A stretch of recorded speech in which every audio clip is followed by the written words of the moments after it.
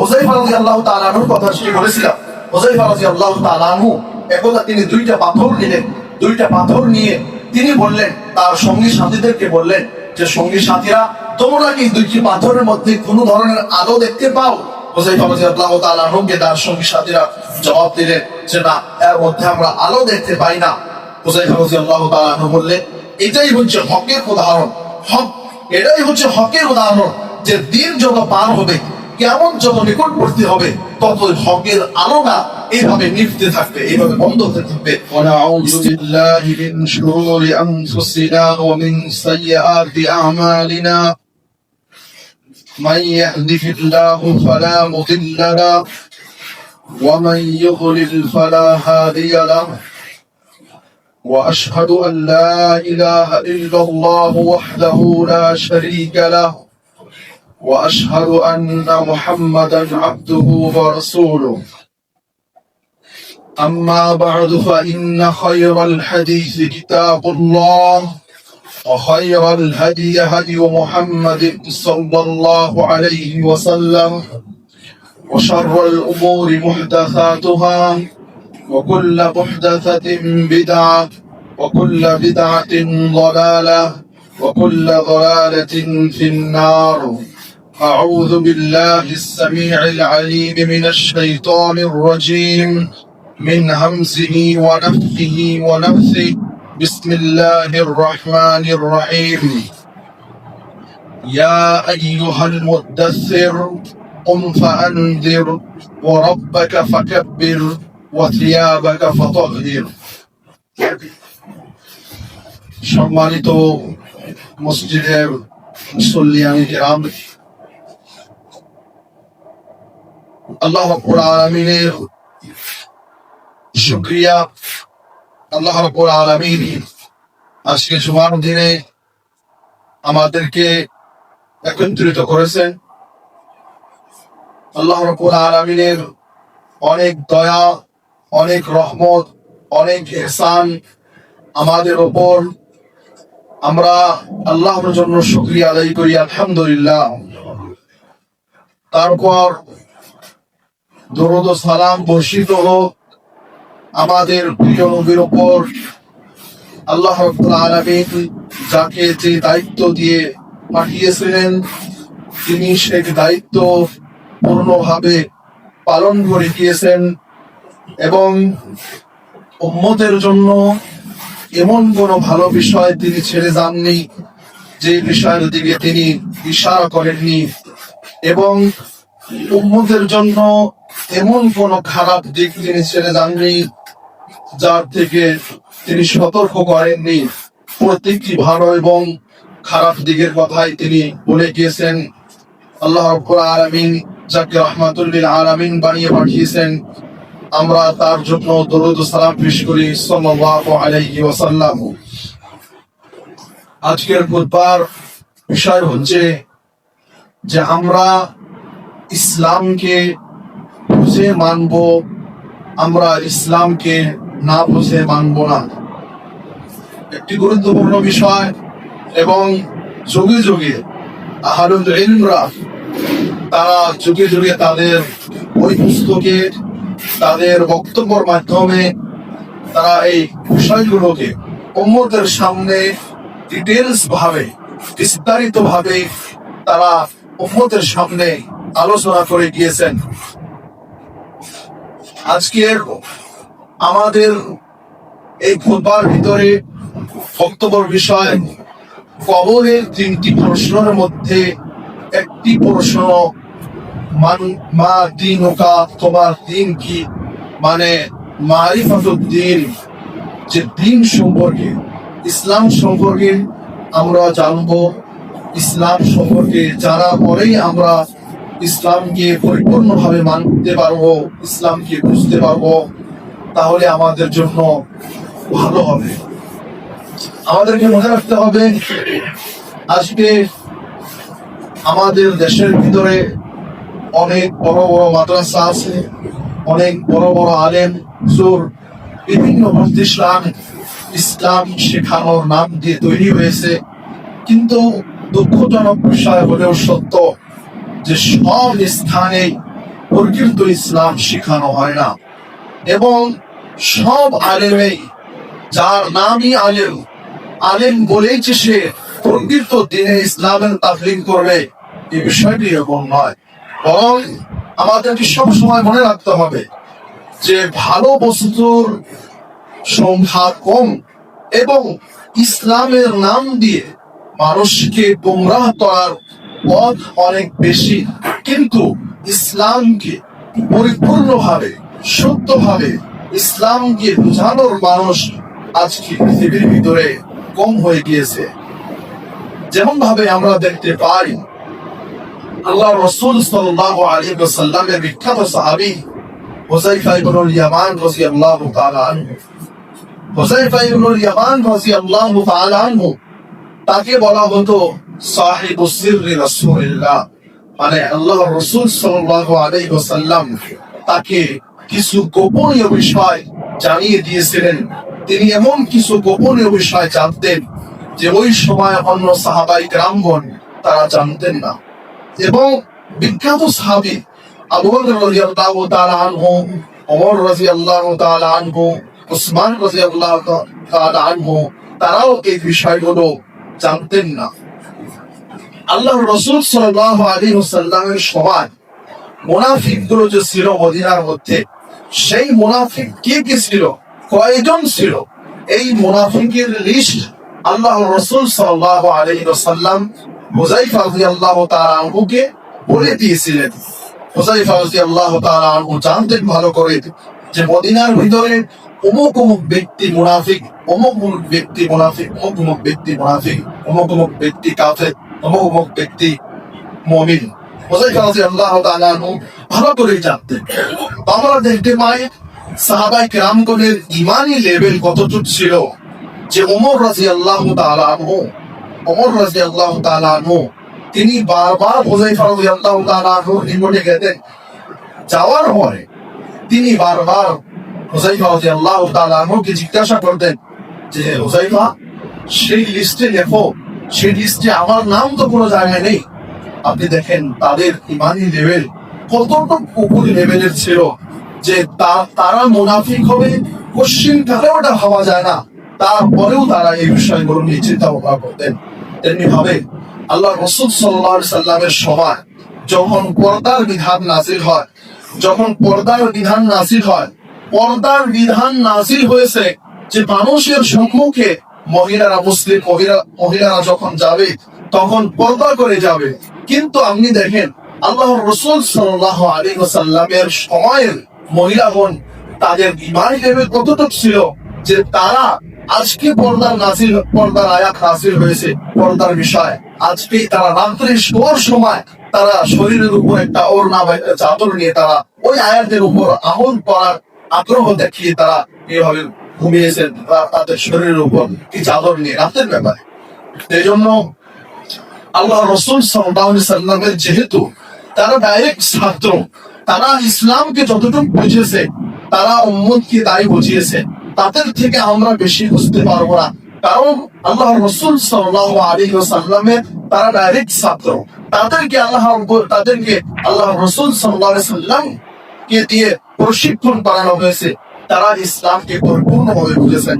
এজন্য বলা হয়ে থাকে সাহাবায়ে কেরামের ফজিলত সম্পর্কে যে লাউ আন্না আহাদাকুম আনফাকা বিজলা উহুদিন যাহাবান, যে তোমাদের মধ্যে তোমরা যদি উহুদ পাহাড়ের বরাবর, উহুদ পাহাড়ের মতো স্বর্ণ আল্লাহর রাস্তায় দান করো, তবু আমার সাহাবী এক মুদ বা অর্ধ মুদ আল্লাহর রাস্তায় দান করবে, তার চেয়ে বেশি হতে পারবে না।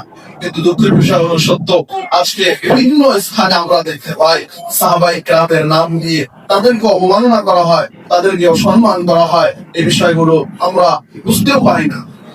তো মুসলিম সমাজগুলোর ভিতরে আজকে যে সমস্যা, কালকে যে সমস্যা ছিল এবং ভবিষ্যতে যে সমস্যাগুলো আসবে, তার একটি বড় কারণ হচ্ছে যে আমরা মুসলমান তো হয়েছি কিন্তু আমরা ইসলাম বুঝি না।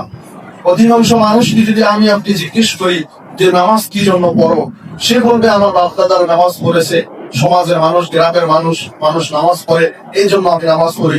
অথচ সে এটাও বলতে পারবে না যে নামাজ আল্লাহর হুকুম। তো আমাদের কোনো না কোনো ক্ষেত্রে আমরা মুসলমান কালচারাল মুসলমান হয়ে গিয়েছি, দেখা দেখি মুসলমান হয়ে গিয়েছি। এজন্য আমরা আমাদের বক্তব্যের বিষয়ের দিকে চলে যাই। আল্লাহ রাসূল সাল্লাল্লাহু আলাইহি ওয়াসাল্লাম থেকে স্পষ্ট হাদিস যে কোন বান্দাকে যখন কবরে রাখা হয়, তখন তার নিকটে দুইটি ফেরেশতা আসে, দুইটি মালাইকা আসে। ফেরেশতা ফার্সি ভাষার শব্দ, মালাইকা আরবি ভাষার শব্দ। দুইটি ফেরেশতা আসার পরে তাকে জিজ্ঞেস করে, আমরা বলেছি তাকে তিনটি প্রশ্ন করে, এবং এই তিনটি প্রশ্নের উত্তর যদি সে না দিতে পারে তাহলে তার আযাব তখন থেকে শুরু হয়ে যায়। আর যদি সে তিনটি প্রশ্নের উত্তর দিতে পারে তাহলে তাকে চতুর্থ প্রশ্ন করা হয়।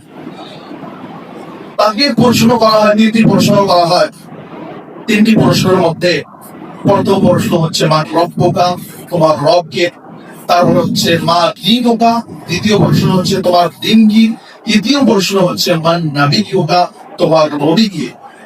আমাদেরকে মনে রাখতে হবে যে আমাদের এই দ্বিতীয় প্রশ্ন সম্পর্কে আমরা অল্প আলোচনা করব, যে মা দীনুকা, তোমার দিন কি। এই বিষয়, এইটাই আমাদের আজকের গুরুবার করবে, এটাই আমাদের বিষয়। মা দীনুকা, তোমার দিন। সেই ব্যক্তি যদি মুমিন থাকে তাহলে সে ব্যক্তি উত্তর দিতে পারবে, আর সে যদি মুমিন না থাকে তাহলে সে ব্যক্তি উত্তর দিতে পারবে না। সে বলবে হা হা লা আদরি, হায় আমি কিছুই জানতাম না, আমি মানুষের কথা শুনতাম, বুঝতাম না কিছু, আল্লাহর কিতাব পড়িনি। তারপরে থেকে তার শাস্তি আরম্ভ হয়ে যায়। আর সে যদি এই প্রশ্নগুলোর উত্তর ঠিক মতো দিতে পারে তাহলে তাকে জিজ্ঞেস করা হয় ওমা ইউদরিকা, তুমি কিভাবে জানলে এই প্রশ্নের উত্তর করো। তখন সে বলে আমি তালাইতু কিতাবাল্লাহ, আমি আল্লাহর কিতাব পড়েছি, চিন্তা ভাবনা করেছি, আমানতু ওয়া সাদ্দাকতু, আমি সত্যায়ন করেছি, বিশ্বাস করেছি, তার উপর ঈমান এনেছি। তিনটি প্রশ্নের উত্তর দেওয়ার পরে তাকে চতুর্থ প্রশ্ন করা হয়। আমাদেরকে মনে রাখতে হবে যে দুনিয়ার হিসাব এবং আখিরাতের হিসাব, মানে মরণের পর থেকে তার কিয়ামত শুরু হয়ে যায়। দুনিয়ার হিসাব এবং আল্লাহ রাব্বুল আলামিনের নিকটের হিসাব, এই দুইটি হিসাবের মধ্যে পার্থক্য রয়েছে। দুনিয়ার হিসাব এবং আখিরাতের হিসাবের মধ্যে পার্থক্য রয়েছে। কেমন ভাবে পার্থক্য রয়েছে? যেমন ভাবে একটা ছাত্র পরীক্ষা দিল, 100 মার্কের মধ্যে সম্ভবত সে 70 মার্ক পেল, 80 মার্ক পেল। সেই ছাত্রটা দুনিয়াতে তার স্কুল কলেজে সে পাশ হয়ে গেল, সে পাশ। কিন্তু মনে রাখতে হবে সম্মানিত মুসলিয়ান কেরাম, কবরের প্রশ্নের ক্ষেত্রে এই রুল চলবে না। কবরের প্রশ্নের ক্ষেত্রে এই রুল চলবে না যে 100 মার্কের পরীক্ষা হবে, আর 100 মার্কের পরীক্ষার মধ্যে আমি 70 পাবো, 75 পাবো, 80 পাবো, আমি পাশ হয়ে যাবো। বিষয়টি এমন নয়। কবরের প্রশ্নের মধ্যে আপনাকে আমাকে 100-র মধ্যে 100ই পেতে হবে। যদি 100-র মধ্যে থেকে 100 আমি না পাই তাহলে সেই পরীক্ষা আমি ফেল। আমি আশা করি আপনারা কথাটি বুঝতে পারতেছেন। এই কবরের তিনটি প্রশ্নের মধ্যে কোন মানুষ যদি ধরলাম একটি প্রশ্নের উত্তর দিয়ে দিল, বা দুইটি প্রশ্নের উত্তর দিয়ে দিল, একটি প্রশ্নের উত্তর দিতে পারলো না, তাহলে আমরা কি তাকে বলবো যে সে 1/3 নাম্বার পেয়েছে 100 নাম্বারের মধ্যে? না, সে 1/3 নাম্বার পায়নি। সে পরীক্ষার মধ্যে ফেল ধরা হবে। সেই কবরের পরীক্ষার মধ্যে সে ফেল। তাকে 100 মার্কের মধ্যে 100 মার্কই পেতে হবে, তাহলে সে কবরের প্রশ্নের মধ্যে সে পাস করবে। তেমনি ভাবে দুনিয়ার পরীক্ষার ক্ষেত্রে হয়তো আমি এই বছর পরীক্ষার মধ্যে ফেল করেছি, আগামী বছর আবার আমি পরীক্ষা দিব, হয়তো তখন পাস করব। দুনিয়ার হিসাবে এটি চলে যে আমি এই বছর পরীক্ষায় ফেল করেছি, আগামী বছর দিব, আগামী বছর যদি ফেল করি আবার দিব, চলতেই থাকবে, একসময় তো পাস করবই। কিন্তু সম্মানিত ভাইরা, কবরের প্রশ্নের ক্ষেত্রে এই বিষয়টি চলবে না যে আজকে মালাকুল মউত এসে আপনাকে মৃত্যুর পরে আপনাকে প্রশ্ন করলো, আপনি প্রশ্নের উত্তর দিতে পারলেন না, আপনি মালাকুল মউতকে আপনি ফেরেশতাকে বলবেন যে আমার এখন প্রিপারেশন প্রস্তুতি নেই, আমি প্রস্তুতি নিয়ে এসে আবার পরীক্ষা দেব। বিষয়টি এমন নয়। বিষয়টি হচ্ছে দুইটি বিষয় যেটা বললাম, যে আপনাকে সেই কবরের প্রশ্নের মধ্যে 100-তে 100 মার্ক পেতে হবে, এবং সেই প্রশ্নের উত্তর তৎক্ষণাৎ দিতে হবে। যদি না দিতে পারি তাহলে আমাদের আযাব শুরু হয়ে যায়। এজন্য আল্লাহ রাসূল সাল্লাল্লাহু আলাইহি ওয়াসাল্লাম কবর সম্পর্কে বলতেন, আল কবরু আউয়ালু মানজিলিন মিন মানাজিলিল আখিরাহ, যে মানুষের মরণের পরে তার কবর হচ্ছে প্রথম স্তর, কবর হচ্ছে প্রথম ধাপ। فإن نجا منه فما بعده أيسر منه وإن لم ينج منه فما بعده أشد منه। যে মানুষ যদি তার কবরের প্রশ্নের মধ্যে মানে প্রথম ধাপের মধ্যে যদি সে পাশ হয়ে যায় তাহলে তার পরের স্তরগুলো তার জন্য সহজ হয়ে যায়, এবং পরের স্তর কবরের প্রশ্নের মধ্যে যদি সে ফেল করে ফেলে তারপরের সমস্ত স্তরগুলো তার মধ্যে সে ফেল করে ফেলে বা তার জন্য আরো কঠিন হয়ে যায়। এজন্য আমরা বলছিলাম যে প্রত্যেকটি মানুষকে কালচারাল মুসলমান হলে চলবে না, যে আমার বাপ দাদারা নামাজ পড়েছে, আমার বাপ দাদারা রোজা রেখেছে, আমরাও করবো। ইসলামের বিষয়টা এমন নয়। ইসলামের বিষয়টা হচ্ছে যে আমাকে শরীয়ত বুঝতে হবে, শরীয়ত বুঝতে হবে, শরীয়ত বুঝে আমাকে মানতে হবে, এবং প্রত্যেকটি মানুষের উপর ইসলাম শেখাটা ফরজে আইন। কতটুকু ইসলাম শেখা আমাদের উপর ফরজে আইন? যতটুক শিখে আমি নিজের ঈমান আমল ঠিক রেখে জান্নাত জাহান্নাম কবর কিয়ামত হাসর নাসর বুঝে আমি নেক আমল করতে পারবো, নামাজ দোয়া কালাম, এতটুকু প্রত্যেকটি মুসলমানের উপর শেখা ফরজ, প্রত্যেকটি মুসলমানের উপর শেখা ফরজ। এতটুকু যদি সে না শিখে তাহলে সে মুসলমানের লিস্টে পড়ে না। দুনিয়াবী হিসাবে সে মুসলমান থাকতে পারে, কিন্তু আল্লাহর নিকটে সে মুসলমানের লিস্টে পড়ে না। এই জন্যই তো আল্লাহ রাব্বুল আলামিন কোরআনের ভিতরে বারবার এই কথাটি বলেছে। কি বলেছে? ওমা ইউমিনু আকসারুহুম বিল্লাহি ইল্লা হুম মুশরিকুন। যে অধিকাংশ মানুষ মুসলমান থাকার পরেও মুশরিক। এখন একটি প্রশ্ন, যখন কিয়ামত আসবে, যখন কিয়ামত আসবে তখন হাদিসের ভিতরে আছে যে তখন মুসলমানের উপর কিয়ামত আসবে না, তাহলে ওই সময় মুসলমান কোথায় যাবে? ধরে নিলাম আজকে সারা পৃথিবীর ভিতরে এত কোটি মুসলমান রয়েছে, তাহলে কি কিয়ামতের আগে সমস্ত মুসলমান কি দুনিয়া থেকে সরিয়ে নেওয়া হবে, তারপরে কিয়ামত আসবে? বিষয়টা এমন না। হাদিসের ভিতরে এক জায়গায় যেখানে আছে যে মুসলমানের উপর কিয়ামত আসবে না, এক জায়গায় যেখানে হাদিসের ভিতরে এমন আছে যে মুসলমানের উপর কিয়ামত আসবে না, তাহলে প্রশ্ন হচ্ছে যে কিয়ামতের আগে তাহলে এই এত কোটি কোটি মুসলমানের তাহলে তাদেরকে নিয়ে কি করা হবে? তাদেরকে কি অন্য জায়গায় শিফট করে দেওয়া হবে? আসলে বিষয়টা এমন নয়। আমাদেরকে এখানে বুঝতে হবে যে প্রকৃত মুসলমান, তৌহিদওয়ালা মুসলমান, আকীদা শুদ্ধ থাকা মুসলমান সেই সময় থাকবে না। বিশুদ্ধ আকীদা শুদ্ধ থাকা মুসলমান সেই সময় থাকবে না। এই জন্য আপনি দেখেন আল্লাহর রাসূল সাল্লাল্লাহু আলাইহি ওয়াসাল্লাম মক্কার ভিতরে 13 বছর মানুষকে দ্বীনের দাওয়াত দিয়েছেন। আল্লাহর রাসূল মক্কার ভিতরে মানুষকে 13 বছর দ্বীনের দাওয়াত দিয়েছেন, দ্বীনের কথা বলেছেন। 13 বছরের মধ্যে আল্লাহর রাসূলের দ্বীনের দাওয়াতের টপিক একটাই ছিল। কি ছিল? কুলু লা ইলাহা ইল্লাল্লাহ তুফলিহুন। হে নবী, আপনি বলুন লা ইলাহা ইল্লাল্লাহ, মানে আপনি তাদেরকে বলুন যে তোমরা লা ইলাহা ইল্লাল্লাহ বলো, তোমরা সফল হয়ে যাবে। আরববাসীরা তারা যেহেতু তাদের ভাষার প্রতি তারা অনেক মাহির, অনেক তারা এক্সপার্ট ছিল তাদের ভাষার উপর, তারা লা ইলাহা ইল্লাল্লাহর মর্ম কথা বুঝতো যে লা ইলাহা ইল্লাল্লাহ এটি শুধু একটি জাস্ট সেন্টেন্স নয়, এটি শুধু একটি বাক্য নয় যে আমি মুখ দিয়ে আদায় করে দিলাম আর হয়ে গেল না। এর অনেক নিষিদ্ধ আকার রয়েছে, যে আমি লা ইলাহা ইল্লাল্লাহ বলার পরে আমার জন্য অনেক কাজ নিষিদ্ধ হয়ে যাবে, লা ইলাহা ইল্লাল্লাহ বলার পরে আমার জন্য অনেক কাজ জরুরি হয়ে যাবে। তারা এই কথাটি বুঝতো। এই জন্য মক্কার মুশরিকরা, কাফেররা তারা লা ইলাহা ইল্লাল্লাহ বলতো না। আপনি দেখেন আবু তালিব আল্লাহর রাসূলের চাচা, তার ছেলে আলী রাদিয়াল্লাহু তাআলা আনহু, আলী রাদিয়াল্লাহু তাআলা আনহু, আবু তালিব যখন মৃত্যুবরণ করলেন, আলী রাদিয়াল্লাহু তাআলা আনহু আল্লাহর রাসূলকে বললেন যে আমার পিতা ইন্তেকাল করেছেন, আপনি জানাজায় শরীক হন। আল্লাহর রাসূল জানাজায় শরীক হননি, অথচ তার নিজের স্বয়ং চাচা ছিল। তেমনি ভাবে আল্লাহ ইব্রাহিম আলাইহিস সালাম, ইব্রাহিম আলাইহিস সালামের পিতা আযার, তিনি মূর্তি পূজক ছিল, তিনি ইসলাম আনেননি। এবং কিয়ামতের দিন ইব্রাহিম আলাইহিস সালাম যখন তার জন্য অনুরোধ করবে আল্লাহর নিকটে রিকোয়েস্ট করবে, তখন আল্লাহ রাব্বুল আলামিন ইব্রাহিম আলাইহিস সালামকে বলবেন যে ইন্নী হারামতুল জান্নাত আলাল কাফিরিন, যে আমি কাফেরদের উপর আমার জান্নাত হারাম করে দিয়েছি। সম্মানিত উপস্থিতি, আমাদেরকে বুঝতে হবে যে ইসলাম কি, ইসলাম কেন আমরা মানব, কি আসলে ইসলাম। আজকে বিভিন্ন ভাবে আমাদেরকে বিভিন্ন মানুষ এসে ইসলাম ইসলাম সম্পর্কে অনেক কথা বলে দেয়, যে যেটা ইসলাম না সেটাও বলে দেয়, যেটা ইসলাম সেটাও বলে দেয়, মিক্স করে দেয়। এই জন্য হুযায়ফা রাদিয়াল্লাহু তাআলা আনহুর কথা যেটি বলেছিলাম, হুযায়ফা রাদিয়াল্লাহু তাআলা আনহু একদা তিনি দুইটা পাথর নিলেন, দুইটা পাথর নিয়ে তিনি বললেন, তার সঙ্গী সাথীদেরকে বললেন যে সঙ্গী সাথীরা, তোমরা কি দুইটি পাথরের মধ্যে কোনো ধরনের আলো দেখতে পাও? হুযায়ফা রাদিয়াল্লাহু তাআলা আনহুকে তার সঙ্গী সাথীরা জবাব দিলেন যে না, এর মধ্যে আমরা আলো দেখতে পাই না। হুযায়ফা রাদিয়াল্লাহু তাআলা আনহু বললেন, এটাই হচ্ছে হকের উদাহরণ। হক, এটাই হচ্ছে হকের উদাহরণ, যে দিন যত পার হবে, কিয়ামত যত নিকটবর্তী হবে, ততই হকের আলোটা এইভাবে নিভতে থাকবে, এইভাবে বন্ধ হতে থাকবে, স্তীমিত হতে থাকবে, কম হতে থাকবে। এজন্য প্রকৃত হক পেতে হলে আমাদেরকে ইসলাম সম্পর্কে শিখতে হবে, ইসলাম সম্পর্কে জানতে হবে।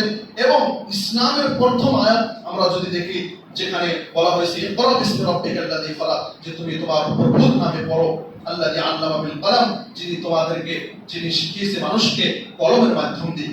আমরা বলছিলাম দুনিয়ার ভিতরে দিন কয়টা? একটি প্রশ্ন। দুনিয়ার ভিতরে দিন অনেকগুলো আছে। দিন আমরা বলি, মতবাদ বলি, ধর্ম বলি, অনেক আছে।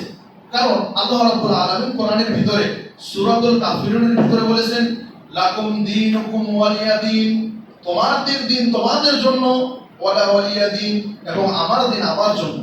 আল্লাহ রাসূল সাল্লাল্লাহু আলাইহি ওয়াসাল্লাম এই সম্বোধন করে, এবং আল্লাহ রাসূলও বলেছেন কাফিরদেরকে, তোমাদের দিন তোমাদের জন্য, আমাদের দিন আমার জন্য, আমার দিন আমার জন্য।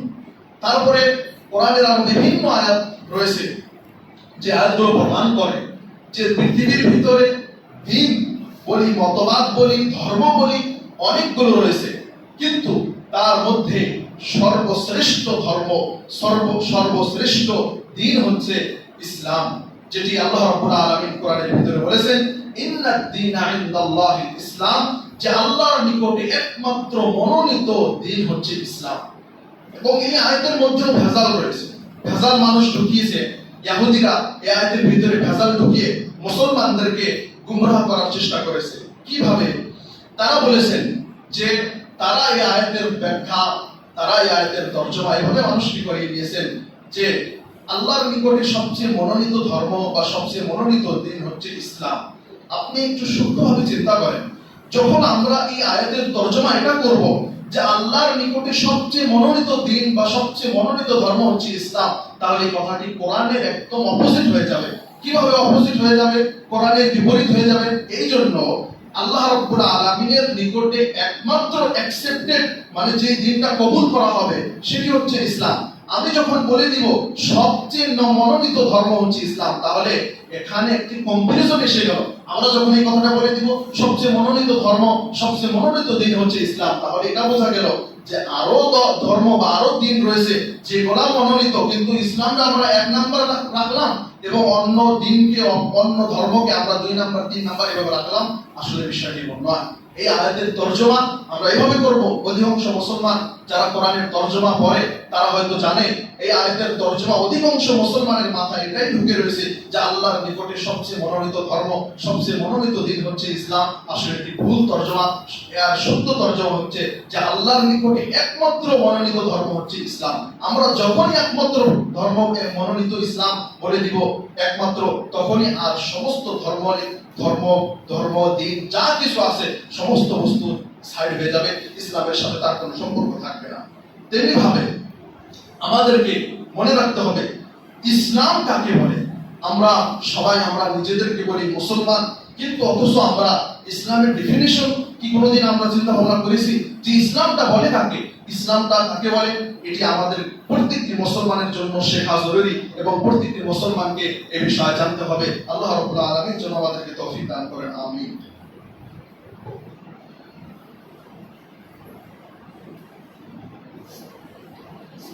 আলহামদুলিল্লাহ ওয়াহদা ওয়াসসালাতু ওয়াসসালামু আলা মান লা নাবিয়্যা বা'দা, আম্মা বা'দ। সম্মানিত উপস্থিতি, আমরা বলছিলাম যে ইসলাম কাকে বলে, ইসলামের ডেফিনিশন কি। অনেক মানুষ ভাবে বা বলে ইসলাম মানে শান্তি। না, ইসলাম মানে শান্তি না, সালাম মানে শান্তি। ইসলামের ডেফিনিশন শাইখুল ইসলাম মুহাম্মদ বিন আব্দুল ওয়াহাব রাহিমাহুল্লাহ তিনি যেটি দিয়েছেন, এবং এই ডেফিনিশনটা সারা পৃথিবীর আহলুল ইলমগণ এটি গ্রহণ করেছেন এবং তার বিখ্যাত কিতাবুত তাওহীদের ভিতরে তার এই ডেফিনিশনটি তিনি দিয়েছেন যে ইসলাম কাকে বলে। ইসলামের ডেফিনিশন হচ্ছে আল ইসলাম ওয়াল ইসতিসলামু লিল্লাহি বিত তাওহীদ ওয়াল ইনকিয়াদু লাহু বিত তাআ ওয়াল বারাআতু মিনাশ শিরকি ওয়া আহলিহি। ইসলামের ডেফিনিশনের ভিতরে ইসলাম কাকে বলে, এর ভিতরে তিনটি বস্তু রয়েছে, তিনটি পয়েন্ট রয়েছে। তিনটি পয়েন্ট যদি আমরা না বুঝি তাহলে তার ডেফিনিশন, ইসলামের ডেফিনিশন পূর্ণ হবে না। তার মধ্যে প্রথমটি হচ্ছে আল ইসতিসলামু লিল্লাহি বিত তাওহীদ, তাওহীদের মাধ্যম দিয়ে, তাওহীদ দিয়ে আল্লাহর জন্য, নিজেকে আল্লাহর জন্য আত্মসমর্পণ করা। ওয়াল ইনকিয়াদু লাহু বিত তাআ, আল্লাহর ইতাআতের মাধ্যম দিয়ে, মানে আল্লাহর ইতাআতের রশিকে নিজের গলায় জড়িয়ে নেওয়া, সহজ ভাষা আমরা বলতে পারি।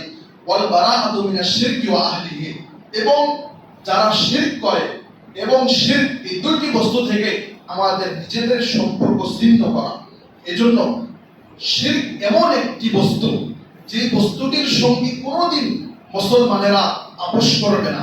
আপনি দেখেন, আমরা যে বলি লা ইলাহা ইল্লাল্লাহ মুহাম্মাদুর রাসূলুল্লাহ, আপনি দেখেন এই লা ইলাহা ইল্লাল্লাহ মুহাম্মাদুর রাসূলুল্লাহ এটি আদম আলাইহিস সালাম থেকে নিয়ে মুহাম্মদ সাল্লাল্লাহু আলাইহি ওয়াসাল্লাম পর্যন্ত এর মধ্যে কিছু চেঞ্জিং এসেছে।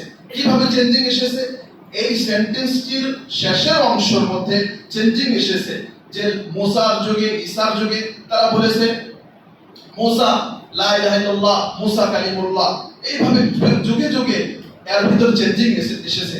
কিন্তু মেন বস্তু যেটা লা ইলাহা ইল্লাল্লাহ, এর ভিতরে কিন্তু কোনোদিন এই সারা আদম আলাইহিস সালাম থেকে নিয়ে মুহাম্মদ সাল্লাল্লাহু আলাইহি সাল্লাম পর্যন্ত এর মধ্যে কিন্তু কোনোদিন চেঞ্জিং আসেনি। তাহলে আমাদের কি বুঝতে হবে যে তাওহীদ এবং শিরক, এই দুইটি বস্তুর যতক্ষণ পর্যন্ত আপনি কনসেপ্ট ক্লিয়ার না করতে পারবেন ততক্ষণ পর্যন্ত আপনি পরিপূর্ণ ইসলাম বুঝেননি। এবং আল্লাহ রাসূল সাল্লাল্লাহু আলাইহি ওয়াসাল্লাম সম্পর্কে আমরা জানি, আল্লাহ রাসূল সাল্লাল্লাহু আলাইহি ওয়াসাল্লাম তিনি তার জীবদ্দশায় দুইবার জিবরিল আলাইহিস সালামকে তার আসল রূপে দেখেছিল। জিবরিল আলাইহিস সালামকে তার আসল রূপে আল্লাহ রাসূল সাল্লাল্লাহু আলাইহি ওয়াসাল্লাম দুইবার দেখেছিলেন। জিবরিল আলাইহিস সালাম কত বড়, এই সম্পর্কে আল্লাহ রাসূল সাল্লাল্লাহু আলাইহি ওয়াসাল্লাম বলেছেন যে তার 600 ডানা আছে, 600 পাক বলি ডানা বলি, তার 600 ডানা আছে, এবং এক একটা ডানা বা এক একটা পাক আসমান এবং জমিনের সমতুল্য, এত বড়। তো আল্লাহ রাসূল সাল্লাল্লাহু আলাইহি ওয়াসাল্লাম রাস্তা দিয়ে হাঁটার সময় আসমানের দিকে দেখলেন, জিবরিল আলাইহিস সালামকে দেখলেন। জিবরিল আলাইহিস সালামকে দেখে আল্লাহ রাসূল ভয় পেয়ে গেল। ভয় পাওয়ার পর বাড়িতে এসে কম্বল গায়ে দিয়ে শুয়ে থাকে। তখন আল্লাহ রাব্বুল আলামিন কোরআনের আয়াত নাযিল করেন এবং ইকরা বিসমি রাব্বিকাল্লাযী খালাক, খালাকাল ইনসানা মিন আলাক। এখানে সূরা আলাকের যে 5টি আয়াত, এই 5টি আয়াতের মাধ্যম দিয়ে আল্লাহ রাসূলকে নবী বানানো হয়েছে এবং তারপরে সূরা মুদ্দাসসিরের কয়েকটি আয়াত দিয়ে আল্লাহ রাসূলকে রাসূল বানানো হয়েছে। আল্লাহ রাসূলকে আল্লাহ রাব্বুল আলামিন সম্বোধন করে বলেন, ইয়া আইয়ুহাল মুদ্দাসসির কুম ফাআনজির ওয়া রাব্বাকা ফাকাব্বির ওয়া থিয়াবাকা ফাতাহহির। আল্লাহ রাব্বুল আলামিন আল্লাহ রাসূল সাল্লাল্লাহু আলাইহি সাল্লামকে বলেন যে হে কম্বল আবৃতকারী, মানে কম্বল গায়ে দিয়ে শুয়ে আসো তুমি, তোমার কাম কম্বল গায়ে দিয়ে শুয়ে থাকা নয়, বরং কুম ফাআনজির, তুমি দাঁড়াও, মানে ওঠো, তুমি মানুষকে ভয় দেখাও। কুম ফাআনজির, আনজির মানে তুমি মানুষকে ভয় দেখাও। কিসের ভয় দেখাও? আপনি তাফসীরের ভিতরে দেখবেন ফাআনজির আনিশ শিরক, তুমি মানুষকে শিরক থেকে ভয় দেখাও। রব্বাকা ফাকাব্বির, এবং তুমি তোমার রবের বরত্ব ঘোষণা করো, বরত্ব বর্ণনা করো। কিসের মাধ্যম দিয়ে? তাওহীদ, তাওহীদের মাধ্যম দিয়ে। ওয়া থিয়াবাকা ফাতাহহির, এবং তুমি তোমার কাপড়কে পবিত্র করো। এটি হচ্ছে ওয়া থিয়াবাকা ফাতাহহির, যে তুমি তোমার কাপড়কে পাক করো, পবিত্র করো। এটি হচ্ছে এই আয়াতের শাব্দিক তরজমা, কিন্তু এই আয়াতের এটি তরজমা আসল নয়, বরং এখানে আল্লাহ রাব্বুল আলামিন বালাগা ব্যবহার করেছেন। বালাগা ব্যবহার করে আল্লাহ রাব্বুল আলামিন এখানে বলেছেন ওয়া থিয়াবাকা ফাতাহহির আই তাহহির কলবাকা মিনাশ শিরক, যে তুমি তোমার অন্তরকে শিরক থেকে পবিত্র করো। কেন বললেন এই কথাটি? আল্লাহ রাসূলকে আল্লাহ রাব্বুল আলামিন এই জন্য বললেন যে হে নবী, আমি তোমাকে যে সম্প্রদায়ের নিকটে পাঠিয়েছি, যে সমাজের নিকটে পাঠিয়েছি, সেটি হচ্ছে পুরা শিরকি সমাজ। তারা সবাই অধিকাংশ, তারা সবাই মুশরিক, তারা শিরক করতেছে, শিরকের মধ্যে ডুবে রয়েছে। এমন সমাজ আমি তোমাকে পাঠিয়েছি তাদেরকে তুমি তাওহীদের দাওয়াত দিবে, কিন্তু সতর্ক থেকো যে তোমার ভিতরে যেন কখনো শিরকের একটু বস্তু যেন তোমার ভিতরে না ঢোকে। এই জন্য আমাদেরকে মনে রাখতে হবে যে ইসলামকে যদি আমরা ভালো করে না বুঝতে পারি, তাহলে আমরা অজান্তে অনেক শিরক করে ফেলবো, কিন্তু আমরা ভাববো যে আমরা অনেক ভালো কাজ করতেছি। উদাহরণস্বরূপ, যারা মাজারে টাকা দেয়, যারা মাজারের ভিতরে ছাগল গরু বিভিন্ন বস্তু মান্যত করে, তারা কি খারাপ নিয়তে করে নাকি? তারা খারাপ নিয়তে করে না, তাদের নিয়ত ভালো, তারা ভালো ভেবেই সেই কাজটি করতেছে, কিন্তু আসলে কি সেই কাজটি ভালো? আল্লাহর নিকটে সেই কাজটি ভালো না, আল্লাহর নিকটে সেই কাজটি খারাপ। এই জন্য এই ধরনের কথা আল্লাহ রাব্বুল আলামিন কোরআনের ভিতরে বলেছেন, ওয়াহুম ইয়াহসাবুনা আন্নাহুম ইউহসিনুনা সুনআ। এক ধরনের লোকদের সম্পর্কে আল্লাহ রাব্বুল আলামিন বলেছেন যে তারা ভাবতেছে আমরা অনেক ভালো কাজ করতেছি, আসলে তারা ভালো কাজ করতেছে না, তারা খারাপ কাজ করতেছে, তারা মন্দ কাজ করতেছে। এই জন্য কোরআনের ভিতরে আল্লাহ রাব্বুল আলামিন শিরকের ভয়াবহতা বলতে কি বলেছেন, ইন্নাশ শিরকা লাযুলমুন আযীম, যে নিশ্চয় শিরক হচ্ছে বড় জুলম, বড় অত্যাচার। এবং শিরক সম্পর্কে কোরআনের ভিতরে আরো অনেক আয়াত রয়েছে। সম্মানিত উপস্থিতি, আমাদেরকে মনে রাখতে হবে মানুষের জীবনে একজন মানুষ চাকরি করে, সরকারি চাকরি করে, বেসরকারি চাকরি করে, চাকরির একটি সময় নির্ধারিত আছে যে এই সময় হলে সে রিটায়ারমেন্ট নেবে, সে চাকরি থেকে অবসরপ্রাপ্ত হবে। কিন্তু ইসলামের ক্ষেত্রে এমন অবসরপ্রাপ্ত নেই। আল্লাহ রাব্বুল আলামিন কোরআনের ভিতরে বলেছেন যে হাত্তা ইয়াতিয়াকাল ইয়াকিন, যে তুমি ইয়াকিন মানে মৃত্যু আসা পর্যন্ত তোমাকে ইসলামের উপর টিকে থাকতে হবে, মৃত্যু আসা পর্যন্ত তোমাকে ইসলামের উপর আমল করতে হবে, মৃত্যু আসা পর্যন্ত। এর জন্য কোনো রিটায়ারমেন্ট নেই। এবং সেই কবরের তিনটি প্রশ্নের উত্তর আমরা তখনই সঠিকভাবে দিতে পারবো যখন দুনিয়ার ভিতরে আমাদের নেক আমল থাকবে, আমরা মুমিন হয়ে জীবন যাপন করব। আর আমাদের নেক আমল কখন হবে, এর রুলটা আল্লাহ রাব্বুল আলামিন সূরাতুল মুলকের ভিতরে বলেছেন, আল্লাযী খালাকাল মাউতা ওয়াল হায়াতা লিয়াবলুয়াকুম আইয়ুকুম আহসানু আমালা, যে তোমাদের মধ্যে কে উত্তম আমল করে। আর উত্তম আমল কোনটা? উত্তম আমল ওটাই যেটা একমাত্র আল্লাহর জন্য করা হয়, আল্লাহর রাসূল সাল্লাল্লাহু আলাইহি সাল্লামের দেখানো পদ্ধতি অনুযায়ী করা হয়, সেটাই হচ্ছে উত্তম আমল। এর বাইরে যদি আমরা করি তাহলে সেটি দুনিয়ার হিসাবে ভালো আমল হতে পারে, কিন্তু আল্লাহ রাব্বুল আলামিনের নিকটে সেটি ভালো আমল হতে পারে না। এজন্য সম্মানিত উপস্থিতি, আমাদেরকে মনে রাখতে হবে, আমাদেরকে ইসলাম সম্পর্কে জানতে হবে। প্রত্যেকটি মানুষকে আমি শুরুতে বলেছি যে প্রত্যেকটি মুসলমানকে কমসে কম এতটুকু জানা অবশ্যই জরুরি। ফরজে আইন এবং ফরজে কিফায়া দুইটি শব্দ রয়েছে। ফরজে আইন কাকে বলে? ফরজে আইন যেটা প্রত্যেকটি ব্যক্তির উপর ফরজ, করতেই হবে, না করলে গুনাহ হবে। এবং ফরজে কিফায়া যেটা কিছু মানুষ করে নিলে বাকি সমস্ত মানুষের উপর থেকে সেই হুকুমটা আদায় হয়ে যায়। উদাহরণস্বরূপ, জানাজার সালাত একটি গ্রামের মধ্যে, একটি সমাজের মধ্যে, একটি মহল্লার মধ্যে জানাজার সালাত, জানাজার নামাজ যদি কিছু মানুষ আদায় করে নেয় তাহলে সারা সমাজবাসীর উপর থেকে সেই দায়িত্বটা উঠে যাবে। কিন্তু কেউ যদি আদায় না করে সবাই গুনাহগার হবে। কিন্তু এর বিপরীত ফরজে আইন প্রত্যেকটি মানুষকে করতে হবে। যেমন উদাহরণস্বরূপ ফরজ নামাজ যে গ্রামের কিছু মানুষ পড়ে নিল আর বাকি মানুষ বাদ দিল, তাদের সবার উপর থেকে ফরজটা উঠে যাবে, বিষয়টি এমন নয়, প্রত্যেকটি মানুষকে আদায় করতে হবে। তো দ্বীনের, শরীয়তের, ইসলামের কমসে কম এতটুকু বস্তু যা দিয়ে আমরা নিজের ঈমান আমলকে টিকিয়ে রাখতে পারবো, জান্নাত জাহান্নাম, কবর, হাসর নাসর, দোয়া কালাম, নামাজ, দোয়া, এই সমস্ত বস্তু, কমসে কম এতটুকু বস্তু প্রত্যেকটি মুসলমানের জন্য জানা জরুরি।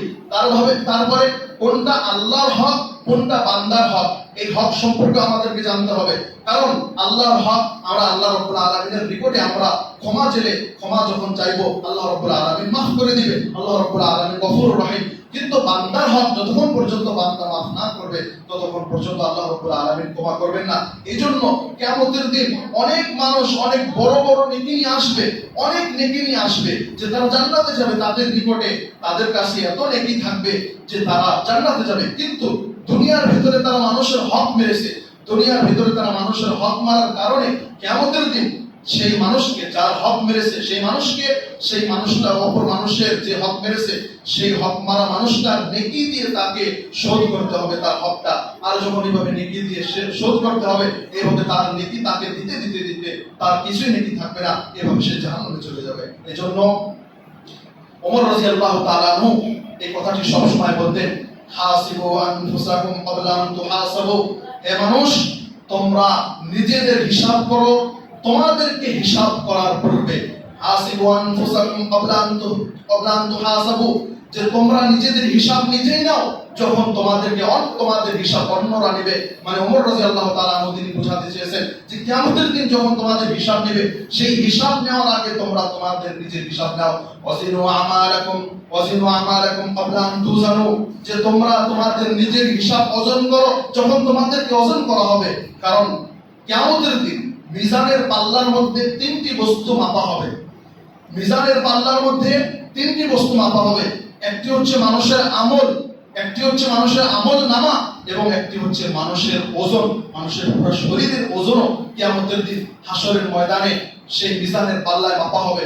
এর প্রমাণ হচ্ছে একদিন আব্দুল্লাহ ইবনে মাসউদ রাদিয়াল্লাহু তাআলা আনহু একটি মিসওয়াক পাড়ার জন্য একটি গাছের উপরে উঠেছেন। আর আব্দুল্লাহ ইবনে মাসউদ রাদিয়াল্লাহু তাআলা আনহুর পা ছিল পাতলা, বাতাসের কারণে তার লুঙ্গিটা একটু সরাসরি করছিল। এই কারণে নিচে যে সাহাবায়ে কেরামগণ গাছের নিচে আল্লাহ রাসূল সহ যে সাহাবাগণ ছিলেন তারা ঠাট্টা করলো, একটু হাসি মশকারি করলো যে হে আব্দুল্লাহ বিন মাসউদ, তোমার পা এত পাতলা যে তুমি যখন জান্নাতের গেটের মধ্যে প্রবেশ করবে, জান্নাতে যখন প্রবেশ করবে তখন তুমি পড়ে যাবে, বা এই ধরনের কিছু কথা বলে তারা মশকারি করলো। তখন আল্লাহ রাসূল তাদেরকে বললেন যে এটি এমন একটি পা যে হাসরের ময়দানে এর ওজন সবচেয়ে বেশি হবে। এখান থেকে আলেমগণ আহলুল ইলমগণ দলিল গ্রহণ করেছেন যে হাসরের ময়দানে মানুষের সারা শরীর মানে বডিকেও হাসরের ময়দানে মিজানের পাল্লায় তাদেরকে মাপা হবে। সম্মানিত উপস্থিতি, আমাদের সময় শেষ হয়ে গেছে। আমরা বলতে চাই যে ইসলামকে জেনে মানতে হবে, বুঝে মানতে হবে, শিখে মানতে হবে। যদি আমরা ইসলামকে জেনে বুঝে না মানি তাহলে দুইটি জিনিস হবে, হয় শিরক করবেন আপনি, হয় বিদআত করবেন। এই দুইটির মধ্যে আপনি করবেন। শিরক করলে আল্লাহকে অপমান করা হয়, বিদআত করলে আল্লাহ রাসূল সাল্লাল্লাহু আলাইহি ওয়াসাল্লামকে অপমান করা হয়। আমরা আল্লাহ রাব্বুল আলামিনের নিকটে দোয়া করি, হে আল্লাহ তুমি আমাদেরকে ইসলাম সম্পর্কে জ্ঞান দান করো, আমিন। হে আল্লাহ আমাদেরকে শুদ্ধ ইসলাম শেখার, বোঝার এবং তারপর আমল করার তৌফিক দান করো, আমিন। আল্লাহুম্মা সাল্লি আলা মুহাম্মদ ওয়া আলা আলি মুহাম্মদ কামা সাল্লাইতা আলা ইব্রাহিম ওয়া আলা আলি ইব্রাহিম ইন্নাকা হামিদুম মাজিদ। আল্লাহুম্মা বারিক আলা মুহাম্মদ ওয়া আলা আলি মুহাম্মদ কামা বারাকতা আলা ইব্রাহিম ওয়া আলা আলি ইব্রাহিম ইন্নাকা হামিদুম মাজিদ। সুবহানাকা আল্লাহুম্মা ওয়া বিহামদিকা আশহাদু আন লা ইলাহা ইল্লা আনতা আস্তাগফিরুকা ওয়া আতুবু ইলাইক।